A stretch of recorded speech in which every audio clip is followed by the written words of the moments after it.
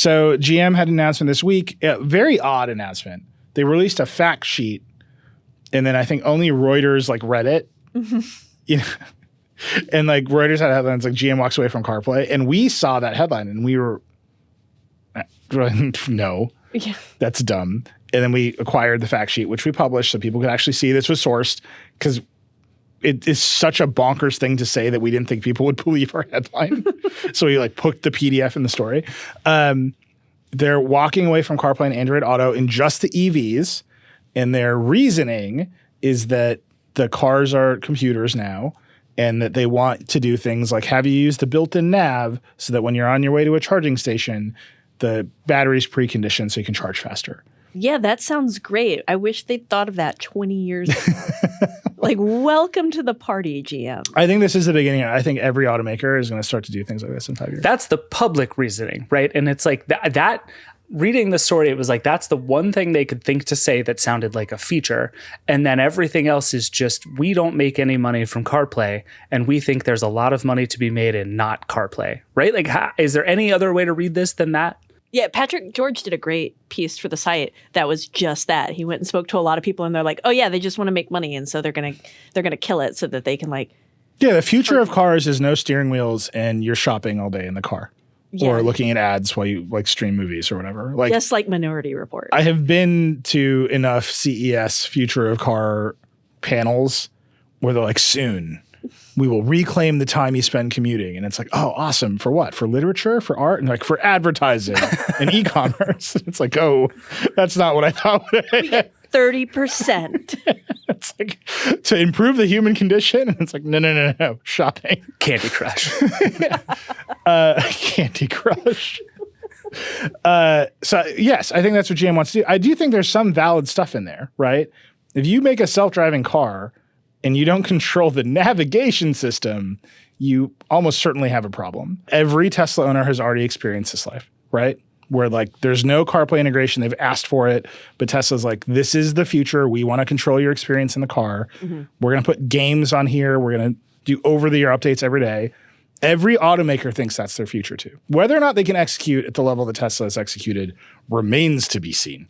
Yeah. No. Like, I think it makes sense. They all want to do this. They're doing the exact same thing TV makers did, where they're all like, we're going to own the home and we're going to put a smart TV in. And most of them have been like, this kind of sucks. Yeah. Go buy it. I'm just saying the outrage about GM walking away from CarPlay, if you just look at CarPlay itself, it's kind of bad. But that's the thing. Like the fact that CarPlay, and there have been all these stats that say like 80% of people won't buy a car without CarPlay. It's not because CarPlay is magical software. It's because everything else is shit. Like the thing about Tesla is like Tesla has people who make good software and has a decent reputation for making good software. And a lot of Tesla people still want CarPlay, but at least this stuff broadly works, right? Like it's pretty good software. There is nothing in the history of the auto industry to suggest that they know how to make good software. They didn't know how to make good, simple software. Like when all the software had to do was change the radio station, it was horrible. Yeah. And now I'm supposed to assume that these companies are just going to turn around and figure out how to make it. Like CarPlay and Android Auto worked because they were so bad at making software in cars. So they just came and said, well, we're just going to show up and go over the top. And like, how is there any evidence that has changed? Anyhow, they're doing it because this is their opportunity to break from history. Mm-hmm. And they know they're like the EV buyer wants to feel special. EVs are more expensive, and they have to be more expensive because the margins are lower on these cars because they're full of new technology that hasn't been proven out. And then they all think we're all going to not drive and shop in the car. Like, I promise you, every auto CEO is like, I can't wait for people to start shopping in their cars on our screens where we take 30%. And like the CEO of BMW is like, and soon you'll subscribe to your heated seats. And people hate all of that. Yeah, no one likes it. Like Apple has the benefit of being first movers in the I'm going to make a big technological walled garden.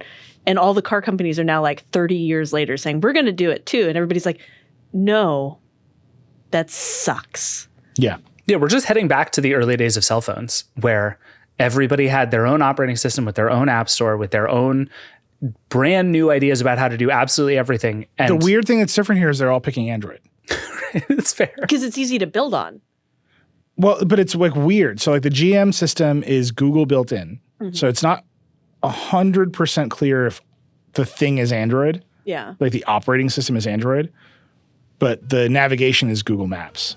I'm telling you, at WWDC this year, Apple will say nothing about CarPlay. This is my prediction. Okay. Because it has gone nowhere. And it's all gonna be headset talk anyway. And then this time next year, 2 more automakers will have dropped phone projection. That's my other prediction. I can see it. That's a no shame. dongs I'm inside. glad I bought a car already. Yeah, my bets are better than your bets.